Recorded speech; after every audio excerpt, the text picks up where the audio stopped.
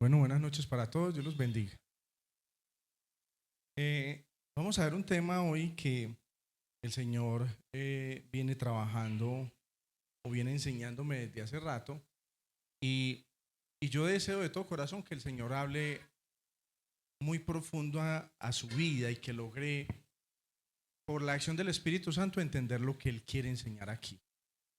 Espero que sea de mucha bendición para usted y que esto aporte en su crecimiento en su vida espiritual.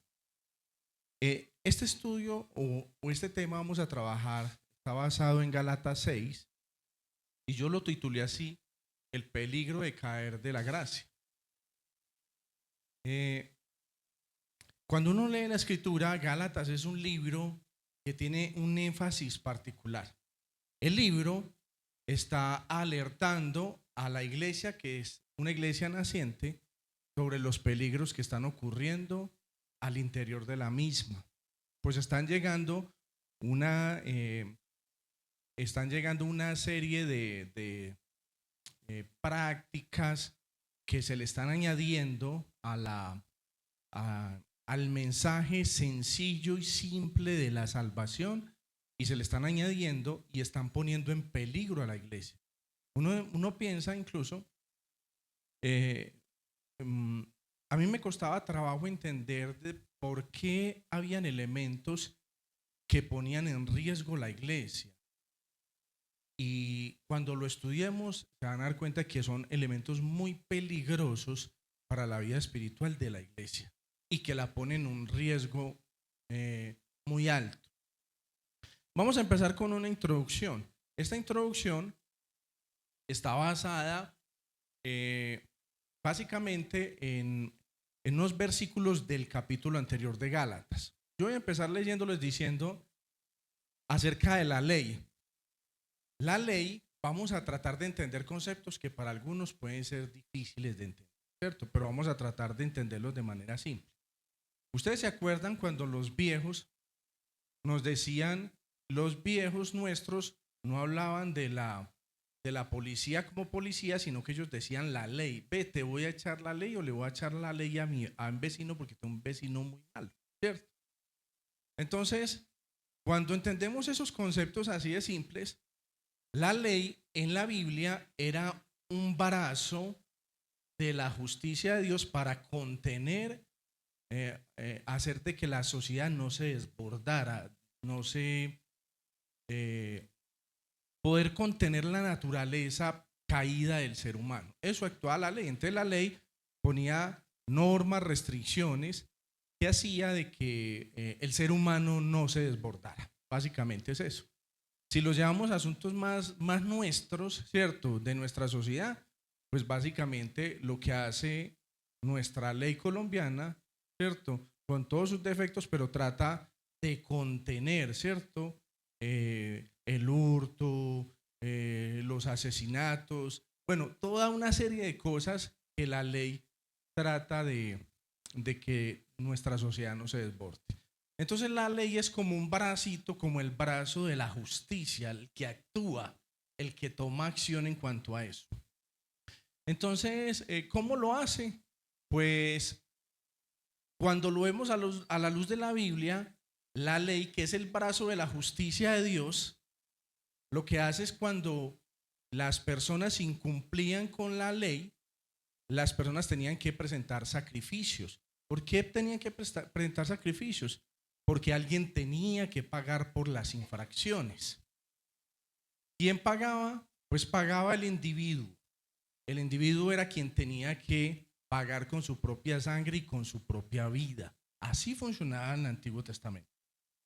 Entonces, ¿qué hace el Señor? Pues proporciona un elemento sustituto, que es un cordero, para que simplemente a través de ese sustituto las personas no mueran, sino que el que muere es el cordero, ¿cierto? Básicamente todos tenemos ese elemento, que es un elemento claro para todos, ¿cierto? Bueno, el infractor al morir en manos de la ley satisface esa demanda de justicia de Dios. El infractor al morir. Entonces, la ley, ese brazo de la justicia que buscaba contener eso, al cobrar bueno, no podemos decir que cobrar su víctima no es su víctima, sino cobrar su deuda, ¿cierto? Al morir, en ese caso, ese cordero sustituto, pues ya saldaba su deuda y no había más deuda que pagar. Se pagaba de esa forma, ¿cierto? En el Antiguo Testamento funcionaba, si una persona no lo hacía de esa forma, simplemente pagaba con su vida y ya, punto. Ya no había cordero que lo satisfaciera, hiciera esa función, sino que él pagaba con su vida. Entonces usted ve mucho en el Antiguo Testamento apedreamientos y personas que son sorprendidas que violentan la ley de manera, lo hacen deseando hacerlo, ¿cierto? Entonces eso pasaba. Entonces ese brazo que es la ley cobraba su deuda, fuera con el cordero o fuera con la persona que la había quebrantado. Más o menos quería darles esa ilustración. Se me apagó Germán. Listo. A ver si la paso. Sí. Miren, al morir entonces el infractor, la deuda queda saldada. La ley ya no tenía cómo operar sobre esa persona, ¿cierto? Ya moría. Y cuando aceptamos nosotros a Cristo de manera genuina, somos sustituidos por Él y declarados muertos para la justicia. Esto me gustó mucho lo que dice la Escritura.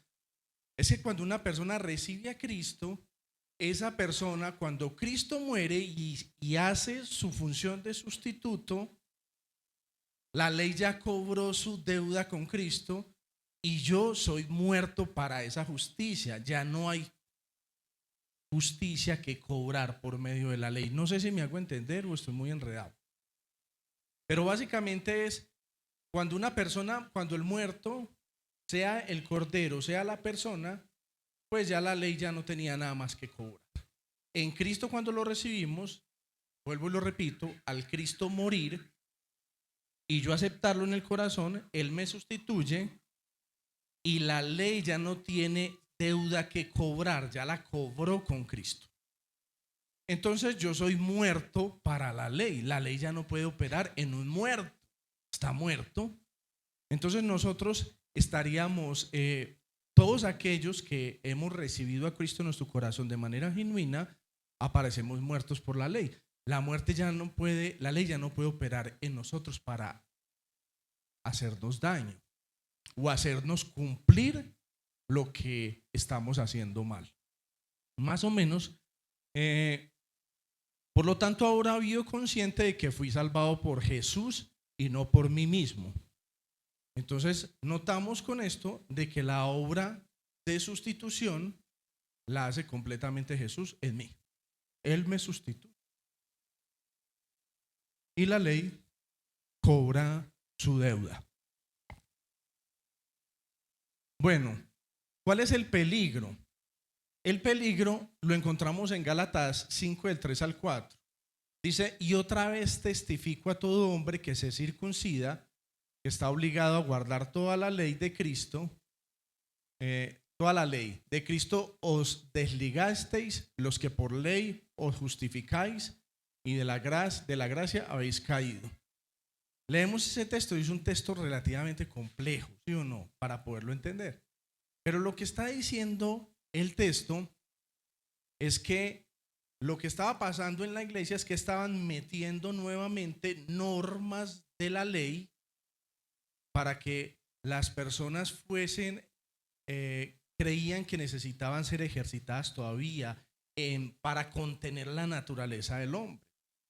Entonces lo que está alertando Pablo es que si una persona hace la mínima obra de la ley, inmediatamente está obligado a cumplirla totalmente. Y por lo tanto la gracia ya no puede operar sobre esa persona.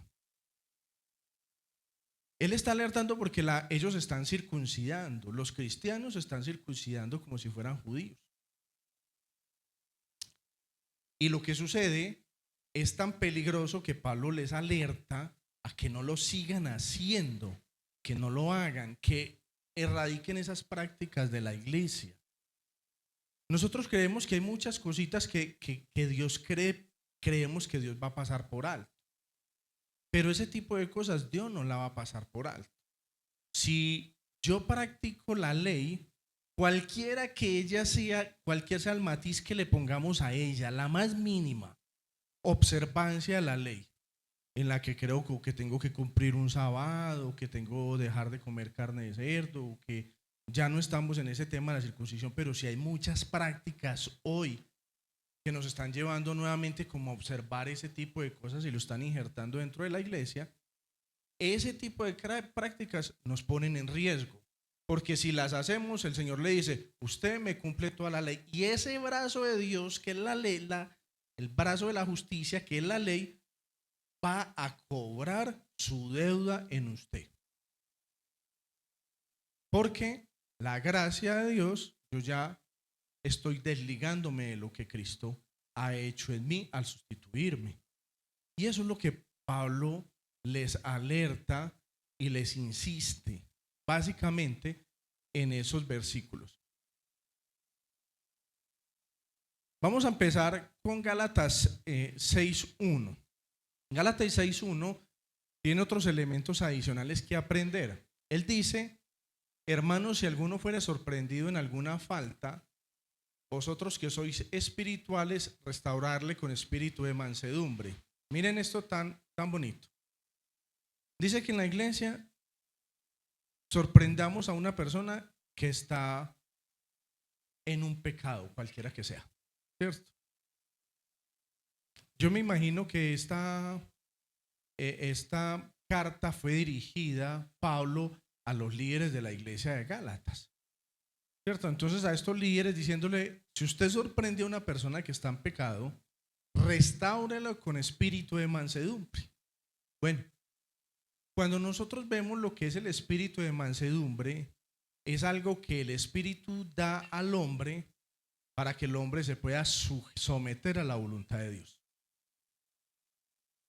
Es algo que viene del Dios al hombre, o sea, por parte del espíritu, el hombre es dotado con la capacidad de poder hacer la voluntad de Dios. Eso es espíritu de mansedumbre.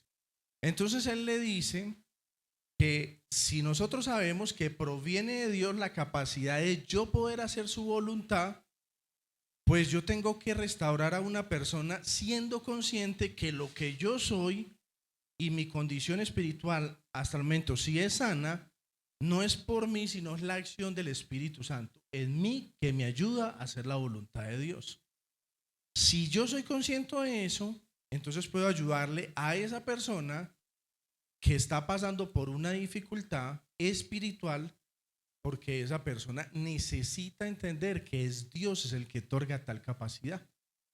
No yo irme simplemente a juzgar a esa persona, porque esa persona espiritualmente está pasando por un momento difícil. Entonces es cuando él dice que lo restauremos con espíritu de mansedumbre.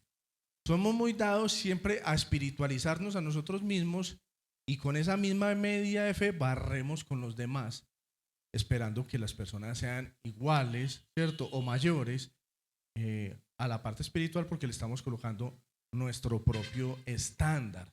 Y la escritura no nos dice eso. Dice, considerándote a ti, no sea que tú también seas tentado. Me gusta esto porque dice, hágase consciente porque usted también le puede llegar a esa situación. Usted tiene problema, vea, este hombre tiene problema en su matrimonio, hay situaciones de infidelidad, pues mire cómo lo va a restaurar usted, porque usted también puede ser tentado a la misma condición que tiene él en un futuro, así usted no la tenga hoy. Y sepa que es de parte de Dios quien otorga esa capacidad de yo tener una vida espiritual sana. Viene de parte de Dios. Ahora, me gusta entender los términos, por ejemplo, simples en la Biblia. ¿Qué es tentación? Cuando estábamos cantando ahora la canción que nos puso la líder, yo no la conocía muy bien, pero estaba hablando de la voluntad de Dios y de hacer la voluntad de Dios. Y si a usted le preguntan cómo se hace la voluntad de Dios, ¿usted qué dice? ¿Cuál es la voluntad de Dios que yo tengo que hacer? ¿Qué me ha hecho de diferente en mis acciones hoy que tengo a Cristo, ayer que no lo tuve? ¿Actúo igual o soy diferente? O usted dice, no, Ahora estoy actuando en la voluntad de Dios. ¿La conozco o no la conozco? Nosotros creemos que sí. Entonces, la Biblia nos dice, nos habla acerca de la tentación. Y la tentación, mire cómo dice la Biblia. La Biblia dice que Jesús fue llevado al desierto para ser tentado por Satanás. Y que Satanás lo tentó de esta forma. Le dice, el Señor tenía 40 días sin comer ni beber. El Señor tenía hambre y tenía sed. Y Satanás le dice, si tú eres el Hijo de Dios, pues convierte esas piedras en pan, come y sáciate. ¿Cierto? Y uno dice, bueno, vamos a pensar por qué el Señor está siendo tentado ahí. Y si usted lo analiza bien, el Señor le dice a él, ¿cierto?, que no tentarás al Señor tu Dios. Y la razón es porque es Satanás quien le está dando la alternativa a Jesús de cómo operar. Él tiene hambre, él tiene hambre. Pues, y lo más natural es que él coma para alimentarse. Pero Satanás le está diciendo, coma.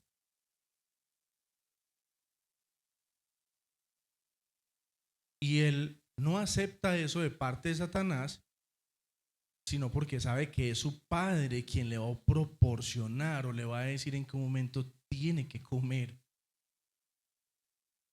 Porque él le dice, no solamente de pan vive el hombre, sino de toda palabra que sale de la boca de Dios. O sea, él iba a estar sujeto en su momento de máxima dificultad a esperar a que Dios supliera esa necesidad que él tenía, porque Satanás estaba ofreciéndole suplirla. Y eso es tentación. Y yo me quedé pensando mucho en esa parte. ¿Por qué? Porque yo me tengo que enfrentar todos los días a decisiones en las que estoy seguro de que Dios me ha dicho cómo debo proceder, o simplemente procedo como yo quiero. Porque lo que hace Satanás es incitar a Jesús a que tome la decisión para que Jesús mismo lo resuelva, sin la dirección de Dios. Eso es tentación. Entonces yo tengo que estar todos los días sometido a un montón de decisiones que tengo que tomar, ¿cierto? Y muchas de las decisiones, les garantizo a ustedes, porque yo lo hago, las decisiones las tomo yo. Punto. Quiere decir que Satanás lo ha tentado y usted ha mordido el anzuelo porque ha hecho conforme a usted. No lo ha hecho conforme a lo que dice el Señor. Eso me dejó pensando mucho. Entonces, bueno, esta parte ya la habíamos visto. Dice, esa es la definición de tentación, se les acaba de decir. Dice, una manera más simple de escribirla es el deseo de hacer las cosas desde mi voluntad humana a mi manera caída. Y ese me gustó era porque toda decisión que yo tomo, tengo que ser consciente que la estoy tomando desde una condición que yo tengo. Es una condición caída. Mi voluntad nunca es buena. La única voluntad que es buena es la voluntad que proviene de Dios. Entonces mis decisiones, las que yo tomo sin el Señor, son fruto de mi naturaleza y mi condición de hombre o mujer que está caído, ¿cierto? Bueno,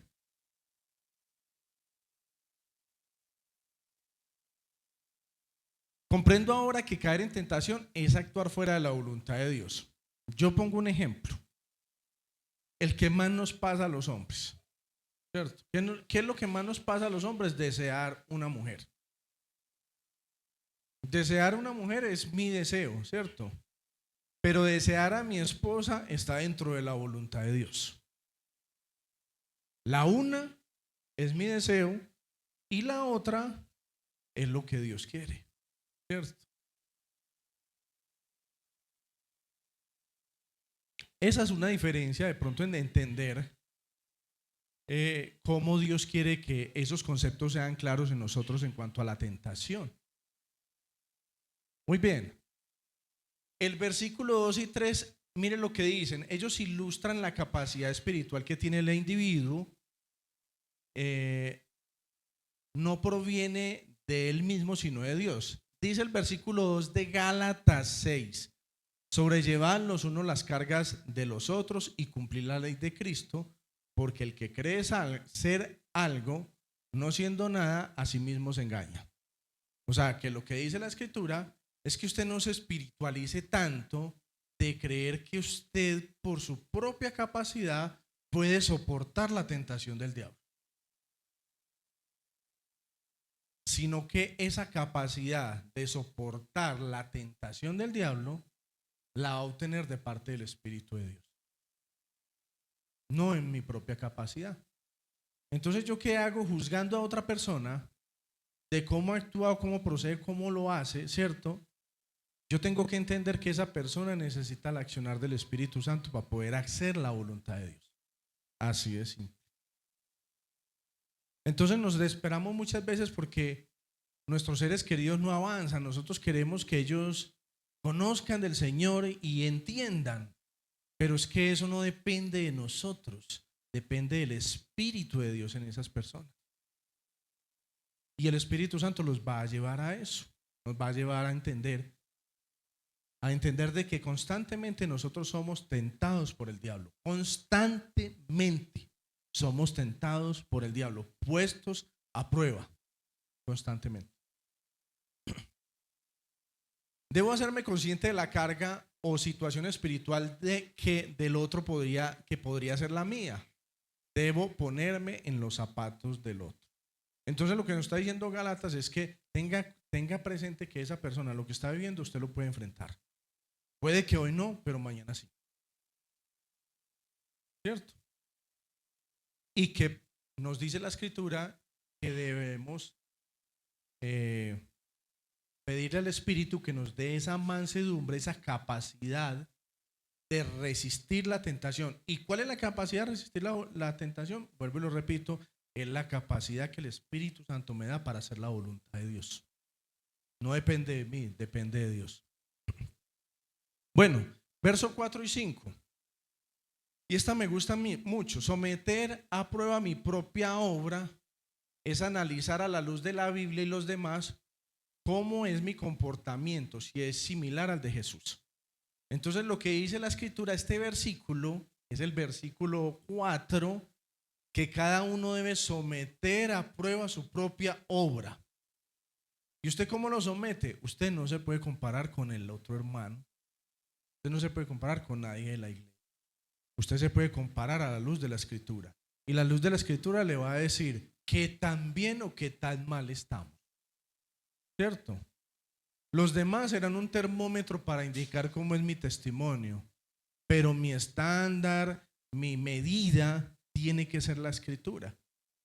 A nosotros en el ejercicio del trabajo, a nosotros nos dan unas fichas que se llaman especificaciones técnicas. Y esas fichas nos dicen con qué medida tenemos que recibir cada obra que se haga, ¿cierto? Y cuáles son los niveles de calidad que tienen que alcanzar. Entonces yo me imagino que así sean todos los procesos así de industriales, ¿cierto? Y uno le manda a hacer pruebas, por ejemplo los concretos ellos tienen que llegar a una resistencia, la norma le dice tanta. Esa es la medida que ellos tienen que alcanzar. Pero no es igual en nosotros. No nos podemos medir diciendo yo tengo que ser igual al pastor o a la líder Jackie o al hermano tal o a la persona tal. No, ¿cierto? O tienen que ser como yo soy. No, ninguno tiene que ser como nadie. Nosotros tenemos que evaluarnos a la luz de la palabra de Dios, cada uno, ¿cierto? Y sometidos a la palabra de Dios nosotros podemos medirnos. Bueno, dice la Escritura, y entonces tendrá motivo de gloriarse solo respecto a sí mismo y no en otro, porque cada uno llevará su propia carga. O sea, usted no se sienta muy alegre de tener una condición espiritual más alta que cualquiera de la iglesia o que todos los de la iglesia, porque la Biblia no le está diciendo que se gloríe de eso. Que lo haga con la Escritura. Ahora, el versículo 8 nos dice nos da el concepto de sembrar para la carne y sembrar para el espíritu. Leámoslo, porque el que siembra para su carne, de la carne segará corrupción, mas el que siembra para el espíritu segará vida eterna. Entonces, la Biblia utiliza dos términos, espíritu y carne. Entonces nosotros creemos que carnal pues es una persona totalmente desenfrenada. No, carnal significa una persona que actúa en su propia voluntad, punto. Cualquiera que sea, eso es una persona carnal. Una persona que hace como sus instintos, como su voluntad, como sus sentimientos, como sus emociones lo llevan. Eso es una persona carnal. Una persona espiritual es aquella persona que hace lo que el espíritu a través de la escritura le dice que tiene que hacer. Esa es una persona espiritual. Entonces lo que dice la escritura es que cada uno siembre para que recoja. Si usted sigue sembrando, haciendo la voluntad suya, o yo haciendo mi voluntad a través de mis emociones, de mis sentimientos, ¿cierto? De mi intelecto, lo que dice la escritura es que yo voy a recibir muerte espiritual. Así de sencillo. Y muerte espiritual, póngale el matiz que quiera. Ah, sí, el infierno, si le vamos a poner una cosa más, ¿cierto? O sea, el infierno es para aquellas personas que nunca se sujetaron a la voluntad de Dios, sino que siempre hicieron su propia voluntad. Y está diciendo la escritura, mas el que siembra para el espíritu, del espíritu recogerá vida eterna. Pongámoslos en palabras simples. El que hace la voluntad de Dios, ¿qué va a recoger? Pues vida eterna. ¿Ya? ¿Dónde está la vida eterna? Cuando dice la escritura, y la vida eterna está en Jesús, ¿cierto? ¿Y quién es el que ama a Jesús? El que obedece su palabra. Amar a Jesús no es decir, Señor, yo te amo y le expreso todas las cosas de amor, ¿cierto? No estoy diciendo que eso sea malo. Lo que está diciendo es que amar a Jesús y ser espiritual es una persona que escucha la palabra, va por la mañana, lee la palabra y cuando la lee le dice, sí, Señor, voy a tratar de hacer lo que dice. Pero si usted ni siquiera lee la palabra, cada mañana usted no es una persona espiritual, usted es una persona carnal netamente. ¿Por qué? Porque todo el día va a tomar sus decisiones. Usted no ha tomado las decisiones de Dios en el día. Ninguna, porque ni siquiera madrugó a consultarle a Él, a decirle, Señor, ¿cómo son las cosas? Venga, ilústreme en esto, muéstrame. Ah, sí, Señor. Y en el día voy haciendo lo que Él me dice en su palabra. Esa es la diferencia entre una persona carnal y una persona que es. Muy bien. Dice la partecita verde abajo, dice, con este criterio queda claro que la vida eterna está en vivir en el espíritu que se refiere a realizar la voluntad de Dios. Versículo 9 dice, dice, insta a no dejar de actuar conforme a la voluntad de Dios, pues si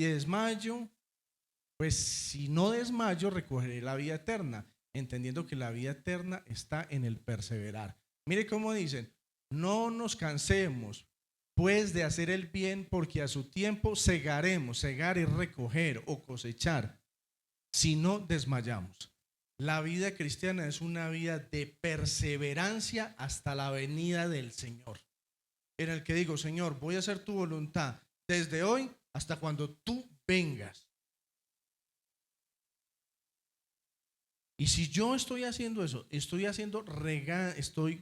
recogiendo la voluntad de Dios, cosechando la voluntad de Dios a través de la escritura todos los días. Finalmente, ¿qué voy a recoger para mi vida? Pues vida eterna. Eso es lo que voy a recoger. Nosotros nos podemos venir todos 8 días para la iglesia, pero ni siquiera buscamos la palabra de Dios, ni oramos, ni hacemos devocional. Vean, muchachos, estamos perdiendo el tiempo, porque se nos convirtió en un tema de religión. Pero la vida cristiana es ir a la presencia de Dios todos los días, a yo sujetarme a Él, a lo que Él me diga, a vivir en el espíritu y no vivir ¿qué? En la carne. Bueno, dice, la carne está asociada al hombre a su voluntad finita que perece. El espíritu está asociado a Dios a su voluntad perfecta, infinita y eterna. O sea, la carne es un tema, es un término terrenal. La carne es pasajera. ¿Por qué? Eso simplemente es una, ¿cómo se llaman? Alegorías. Bueno, alegorías o son... eh, no, son comparaciones. Cuando la Biblia habla que hacer nuestra propia voluntad es carne, significa que la voluntad del hombre es pasajera. Por eso no, la dice que es carne. La carne de nosotros va a perecer, ¿cierto? Va a morir y se va a descomponer.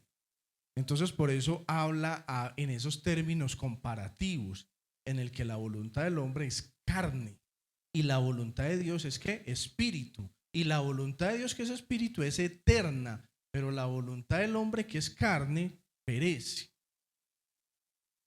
Muy bien.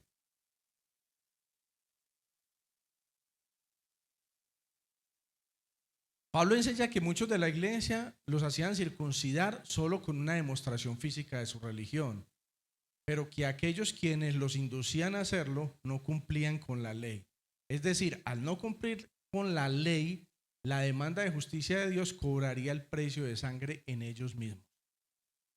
Entonces, Pablo se alertaba era porque ellos se vanagloriaban de hacer que los cristianos se circuncidaran. O sea, en devolverlos a cumplir normas,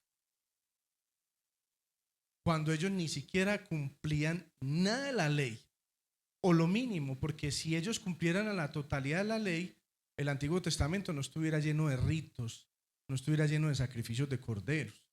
Ellos tenían que hacerlo constantemente porque el hombre no es perfecto. Tenían que hacerlo constantemente. Entonces, ellos se vanagloriaban de hacer que las personas, llevarlos a su religión, llevarlos a esas prácticas donde su propio esfuerzo humano, su propia voluntad, lo llevará a Dios. Pero la voluntad del hombre nunca lo va a llevar a Dios. La voluntad de Dios es la que nos va a dar vida eterna. No son, de pronto me expresé mal, mi voluntad caída o mi deseo, mis deseos humanos, mi propia voluntad, nunca me va a conducir a Dios. Conclusiones. Varias conclusiones para sacar. Hay una que dice, bueno, Pablo enseña que muchos de la iglesia los hacían, bueno, esto ya se los había dicho, conclusiones y verdades a aplicar. Una, puedo ser tentado y por lo tanto no debo sentirme confiado. Yo creo que si alguien es tentado, es en la medida que más espiritual es. O sea, una persona que más trata de acercarse a Dios, el enemigo le viene con más cosas, le muestra más cosas para que simplemente, ¿usted cómo se da cuenta que está actuando en su propia carne? Muy simple, ya no hace devocional y ya no ora, usted está en su carne ya. Ese es el mejor termómetro. Está viviendo una vida de carne. Pero si usted está espiritual es porque tiene una vida constante devocional, una vida sujeta a la voluntad de Dios en la Escritura, entonces usted es una persona que está recogiendo para vida eterna. ¿Listo? Segundo, solo debo comparar mi desempeño espiritual con las Escrituras y no con los demás.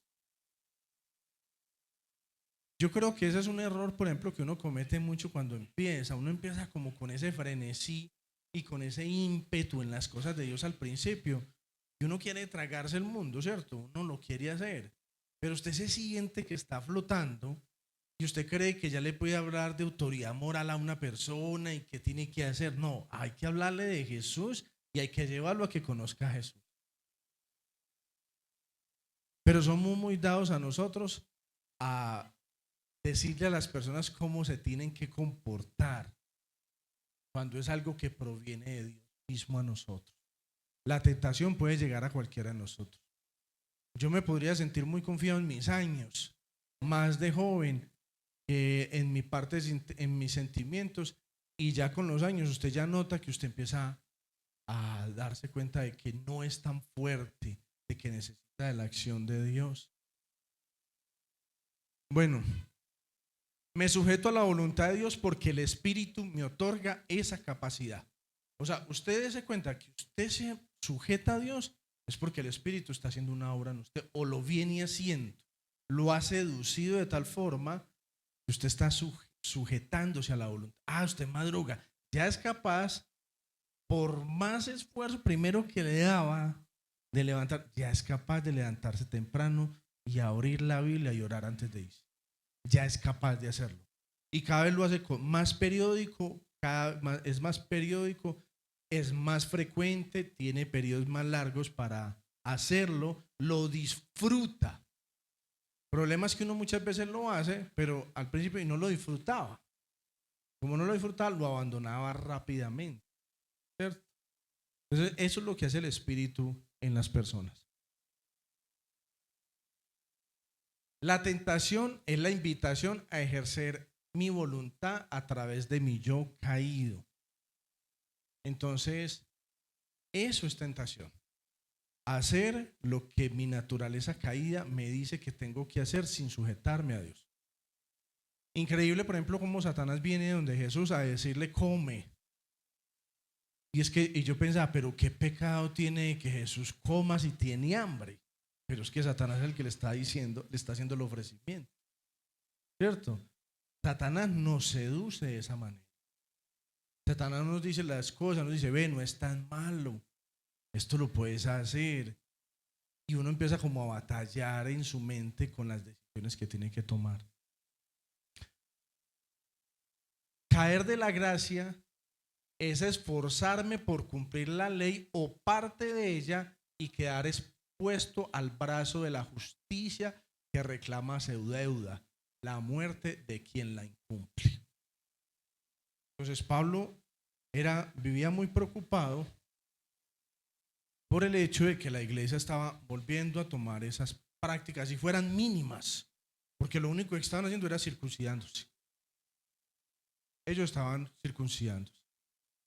Pero ahorita vemos que tenemos una oleada de cosas sobre la iglesia, una oleada de prácticas, estamos escuchando de 1000 cosas. Y hay muchas personas que se han ido de la iglesia seducidas por esas cosas. Y no se sienta tan confiado porque seguramente también le van a llegar a usted. También le van a llegar.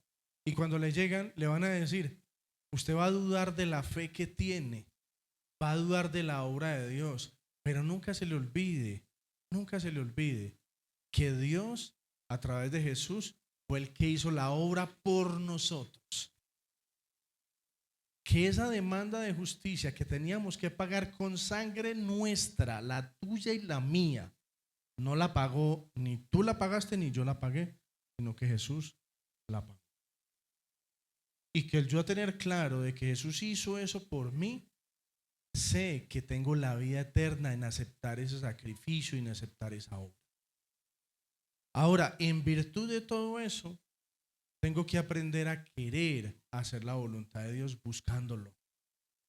Venir a la iglesia sí es importante, pero es importante para escuchar todo lo que Dios quiere enseñarnos para yo ponerlo en obra. Pero yo me voy esta noche para mi casa y mañana cuando salgo de mi casa para mi trabajo, no busco a Dios, no soy capaz de tomar ese tiempo para permitir que Él haga su voluntad en mí y yo tomar de su palabra, esta reunión se habrá perdido para usted y para mí. No nos habrá servido. Fue una reunión más. ¿Qué tal si nos ponemos de pie y oramos?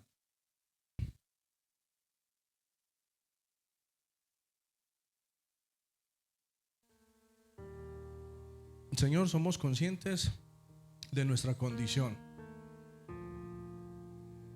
Podemos ser habilidosos, Señor, o destacados en algunas prácticas nuestras laborales, Señor. Quizás somos destacados en la universidad o somos destacados en la empresa o en nuestro desempeño, Señor, en algún tipo de liderazgo, algo que ejerzamos en nuestra vida. Y quizás nos destacamos entre la comunidad o en el barrio o en la misma familia. Todas esas cosas podemos pensar que las podemos tener. Pero no sucede así, Señor, con tu palabra, no sucede así con tus cosas, Señor. No puedo sentirme yo el más destacado, Señor, cristiano, y pregonarlo, Señor, a los demás diciendo que lleguen a la medida de mi fe, Señor. El único que se atrevía por la escritura es decirlo eso era el apóstol Pablo. Señor, queremos llegar a la medida de Jesús. Y cada uno de nosotros hoy, Señor, te decimos que queremos, Señor, cada vez aprender de tu carácter y aprender de ti, porque tú eres el modelo a seguir. Tú, Señor Jesús, nos enseñaste a hacer la voluntad del Padre.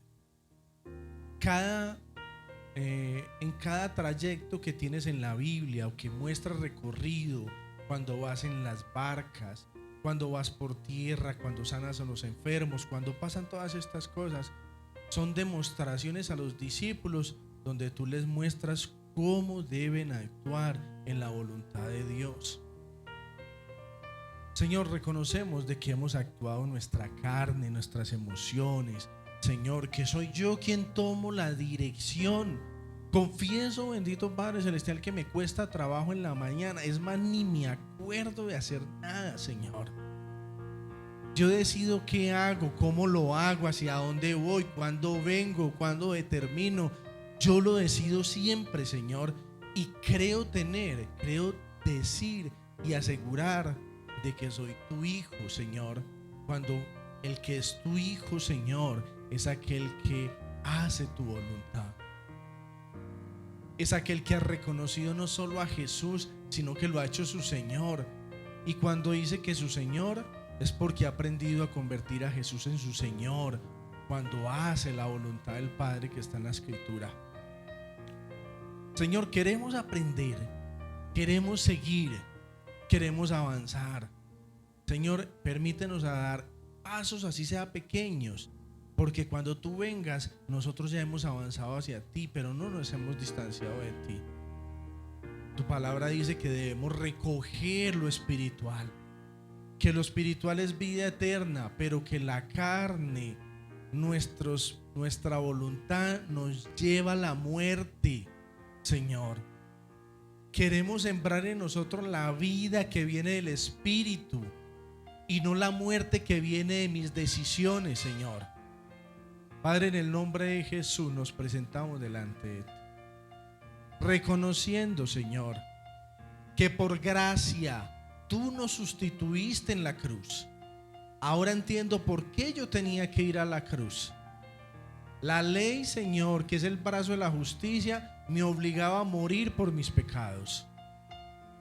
Y tenía que saldar la deuda que tenía contigo, poderoso Padre, en la cruz también, y morir por mis pecados. Pero tú, Señor Jesús, por el mismo amor del Padre, viniste y me reemplazaste y fuiste a la cruz por mí. Ahora yo estoy muerto, bendito Padre Celestial, para la justicia de Dios, porque la justicia fue descargada en Jesús. Ahora la ley no puede conmigo, Señor, entonces no tengo que practicar absolutamente ninguna de esas normas, Señor.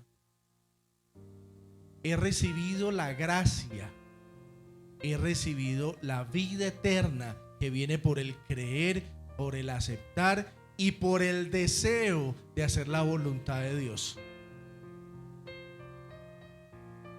¿Qué tal si todos juntos decimos esta oración? Señor, te pido en esta noche que con tu Santo Espíritu coloques en mi corazón el deseo de hacer tu voluntad que está en las Escrituras y parecerme a Jesús en cada día que tú me permitas vivir en esta tierra.